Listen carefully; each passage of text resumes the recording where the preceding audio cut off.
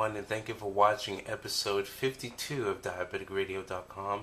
Today's episode is really about traveling with diabetes. I think it's a good idea for us to be aware of some of the things that we can purchase at a pharmacy without a prescription should something happen. We don't talk about this much in the diabetic community, and I think it's very important to be aware. So some of the things that you can get without a prescription are older insulins, such as Humalog, and to my understanding, you can get Lantus without a prescription. Now, to those of us who are accustomed of taking fast-acting insulin, such as Novolog or Apidra, be aware that Humalog is a much slower acting insulin. So you want to be careful and you want to be aware of that. Should you take a shot and your blood sugars are still high, you have to give it a little bit more time. Also, keep in mind that some insulins work differently in everybody's body. So it may take people a little longer. It may take some people a little quicker. But Humalog is an insulin that works at a speed closest to what your how the insulin in your own body works, or most people's body works. The other thing that you can get without a prescription are some syringes through something called an ESAP program, extended syringe something or other program. Actually, I have a pamphlet here. You can get it in any Dwayne Reed store. Just to give you a quick history, what it is back in the 80s when AIDS and HIV really became a really big problem with drug use, the government or the in New York State, they developed this program, the ESAP program, to help get clean needles to drug addicts in hopes that it would reduce AIDS and HIV infection. Well, they started this about 2000, 2001, and it became so successful that a couple of years ago it became a permanent program. Now, out of that, in New York State, you can buy up to 10 syringes per day, a brand new pack of 10 syringes, which indirectly is a good thing for a diabetic if you can't afford to see your doctor or can't get to your doctor. Now, this is in no way, I'm not trying to give anybody any idea that, hey, I don't need to see my doctor. You still need to see your doctor. But in those dire situations where you need your insulin and you need your syringes, this is a good thing to keep in the back of your mind. Now, I don't know if this program has extended throughout the U.S., and that's something that I guess you should do the research on, but I know that this exists for New York. Some of the smaller pharmacies may not be aware of this, but if you go to a Dwayne Reed, or if you go to like a CVS, you should be able to buy at least 10 syringes without a problem. The other thing that you can get without a prescription is a meter and strips. Now, my personal opinion, I don't think diabetics, when they're traveling for vacation, I don't think that they should bring their the normal meter that they usually use. I think you should buy a travel meter, something like this True to Go. It has 10 strips. It doesn't come with a lancet. You can use your own, or you can just buy another one. They're only about 15, $20. And the reason why I recommend that is because if you lose your meter and your test strips, they're very expensive if you were to try to get them at a pharmacy. When you use these major brand meters such as One Touch, AccuCheck, and all these other meters, the bare minimum you're going to pay about for like 50 strips is like, anywhere from $50 to $70. That's a lot of money. But if you buy one of these travel meters that costs like $10, you buy a couple of these. If you lose one, it's no big deal. And they're quick, and they're easy, and they're great, and you wouldn't have to spend a whole lot of money. Now, going back to the insulin, I think it's a good idea for you to be aware that it is still up to the pharmacist's discretion whether they want to sell you the insulin or not. They may ask you for an old bottle with another, the pharmacy label, on it, just to prove that you're taking insulin, so that they know that you know how to use insulin, because it's not like taking pills. Insulin could be very dangerous if you haven't been trained on how to use insulin. So this is something that you should be aware of. Now, going overseas, I cannot get through this podcast without telling you this important thing. And I want you to stop what you're doing to listen to this. Okay, stop everything you're doing. Tell your kids to shut up. Tell your boyfriend, girlfriend to shut up for 1 minute so you can listen to what I have to say. Okay, in terms of insulin. You may not notice it, but insulin has different strengths on them. And the strength, you'll know the strength by looking at something called a U, and it'll have a dash on it, followed by a 3-digit number. In the United States, it's U100. Okay, U100 is what the United States has approved for selling. So what that means is, for every milliliter of insulin, there's 100 units. So in every bottle, it usually comes about 10 milliliters a bottle. So with one of those milliliters, there's about 100 units of insulin. Okay, when you go abroad, and it's someplace like Canada or Europe, or just about anywhere else outside the U.S., what's available is something called U500, which is 5 times greater than greater dose than what we sell here in the U.S. And U500 is for people who are extremely insulin resistant. So you really want to be aware of that for 2 reasons. One, before you inject yourself, and the next thing you know, you can become hypoglycemic because you wasn't aware of the strength of that insulin. That's why you should never use anybody else's insulin anyway, but that's another story. Okay?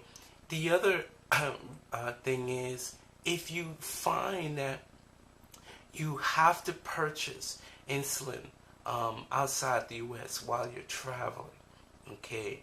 First of all, I'm not sure whether U500 is available in older insulins like Humalog, but I don't think anybody should assume either. It's a good idea to always look at the strength of that insulin bottle. But when you find yourself having to buy from abroad and you're coming back to the States, because it's illegal to sell anything greater than a U100 insulin bottle, they may confiscate it. So it may be a good idea, if you wish, just to think ahead, to ask your doctor for 2 letters. One, a letter stating your condition. Stating your condition, what you have, and the medication that you're taking. And it wouldn't hurt to ask him for another letter, stating, that it's okay, if U100 is not available, to get you U500, okay, and because it's a medical necessity. So that this way, when you come back to the States, you have a letter from your doctor stating that this is a medical necessity, and you can bring it back with you. If not, if that doesn't work, the only thing I guess you can do is, if you have an insulin pump, there's no way that they can prove that what's in your insulin pump is actually U500. They can't take your insulin pump because it's a medical necessity. So hopefully you'll have enough insulin in your pump until you get back home. Here are some other simple tips that I think you should know about. Number 1, ask your doctor for additional scripts in the event that you lose your medication through the airport, because it can happen. You have your medications in your luggage, and it doesn't, arrive. Sometimes you may not get it for a couple of days later. It may be a good idea for you to get a couple of extra scripts and put it in your pocket, put it in your wallet, someplace safe. It may be a good idea to also call a pharmacist in the area that you're traveling to find out whether it's okay to use a script from the United States or from your area. Gotta think ahead. The other thing is, really, to tell you the truth, I think that you should have a separate bag with all your medical supplies and carry it on your person. And anything else, clothes, underwear, all those little things, those are, in my opinion, in my mind, non-essential. So those could stay in the luggage. They can go, inside the plane, and your prescriptions could go on in the overhead compartment, so that they can always be with you. Always carry a prescription label. Either on the actual box or the medication itself, or carry that little receipt. Not the register receipt, but the receipt that most pharmacists gives us of that displays the actual medication. Carry that with you, because if you lose your medication, or you find out you ran out, or you accidentally, it fell on the floor, fell in the toilet, whatever the case is, and you're overseas, and you want to get something like Humalog or what have you, you can prove that you are diabetic. Hopefully, in addition to your doctor's letter, you can prove that you take insulin, and they will sell you that insulin. Always remember that in light of 9/11, they've really became strict in terms of airport security. So if you are a pump user, there are 2 things that you must be aware of. One, you're more than likely going to have to disconnect from your pump. So you want to make sure that you have your infusion set in a very convenient place, more than likely your stomach. Guys, make sure that you don't wear shirts or that you have to stick inside your pants, where you have to literally undress yourself to disconnect your pump. Try to wear, if possible, a t-shirt or regular shirt that you can wear, outside of your pants, so that it's easy for you to take your hand under your shirt, disconnect, so that the cop or any authority can inspect your pump, and you can easily connect the unit back. And same thing for women. Make it easy, keep it in your stomach area or in your arm is okay. But to be honest, the stomach is the easiest. Make sure that your pump does not go through any X-ray machine. Don't allow them to put it on a belt because that X-ray can destroy your pump and probably, I would imagine, void your warranty. So don't do that. Now, those little wands that they use, those are okay. They can wave it, whatever. It shouldn't bother your pump. But, just to be on the safe side, consult your manual, your pump manual, or call your pump manufacturer just to be on the safe side. But most definitely do not allow them to take your pump and put it through that belt, that scanning belt, because it will most likely ruin your pump. Another good idea is to have those insulin refrigerators. Those insulin refrigerators are great. I have them on my job, and it's very nice. You can have it by your desk. It's very personal. It's compact. And another good thing about those mini insulin fridge is that a lot of them come with car chargers, which is great because if wherever you're traveling, you're driving to your destination, and we all know that cars can get very hot, you can plug in the car charger, the car lighter, and you can keep your insulin cool while you're in the car. Great device to have. Last thing I want to talk about is actually two things I want to talk about is being aware of equivalent medications or medications that are equivalent to what you're taking and the different names that they may have. Like, for instance, in Canada, here in the United States, we have Novolog. But in Canada, the same insulin is called NovoRapid. And I think that's important to be aware of those things so that you can get a medication that is close to what you are taking. And the last and final thing is, because you're the diabetic, it's your responsibility to call the pharmacist or the pharmacies in the area of travel to make sure that, number one, they carry the medication that you're taking or the equivalent, and number two, in the event of an emergency, will they take a script from your doctor? And what's the expiration of that script? Because depending on the medication, you may have to get the script that day. Some pharmacists will accept a script no longer than 6 months old from the date it was written.